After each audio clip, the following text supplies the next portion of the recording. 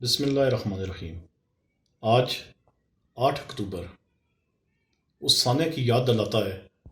جب سن 2005 میں ایشیا کا سب سے بڑا زلزلہ، ایک بہت بڑا سانحہ، خوفناک ترین اور بدترین، جو کہ رونما ہوا آزاد کشمیر اور خصوصی طور پر یہ بالا کوٹ میں۔ بالا کوٹ ایک ایسا شہر جو کہ صفحہ ہستی سے ہی مٹ گیا، اور وہاں پہ اس زلزلے میں تقریباً 80,000 لوگ شہید ہوئے اور لاکھوں کی تعداد میں زخمی ہوئے۔ آج اس دن کو سانحہ زلزلہ کے نام سے پوری دنیا میں منایا جا رہا ہے، اور قومی وطن پارٹی آج اس دن یہ پیغام اپنے تمام اہل وطن کو اور پوری دنیا کو یہ دے رہے ہیں کہ ہم اپنے متاثرین زلزلہ کے ساتھ، ان کے ساتھ کھڑے ہیں، ان کے غم میں آج بھی اتنے سال گزر جانے کے بعد بھی برابر کے شریک ہیں۔ اور یہ وہ سانحہ ہے جو شاید صدیوں تک اس کے نقوش بھی رہیں گے اور اس کی یاد بھی باقی رہے گی۔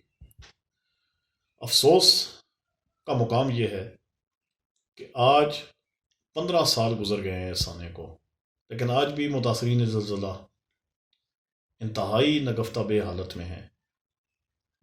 آج بھی ہر سال کی طرح وزراء اور مشرا کی فوجیں بالا کوٹ کا اور آزاد کشمیر کا رخ کرتی ہیں،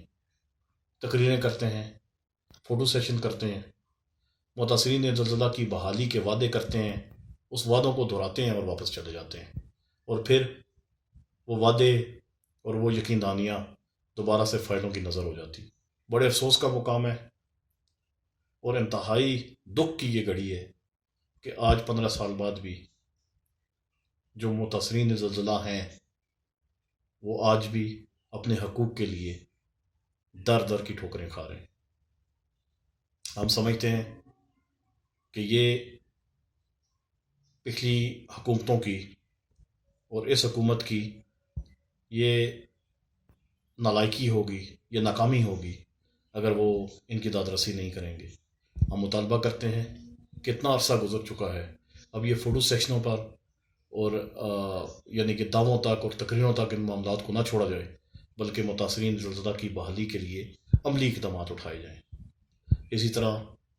جو ہماری یہاں پہ نیو بالا کوٹ سٹی ہے، ہر سال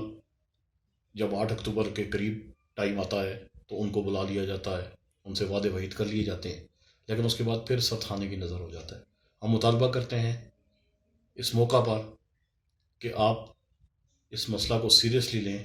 اور متاثرین زلزلہ کی بحالی کے لیے عملی اقدامات کریں،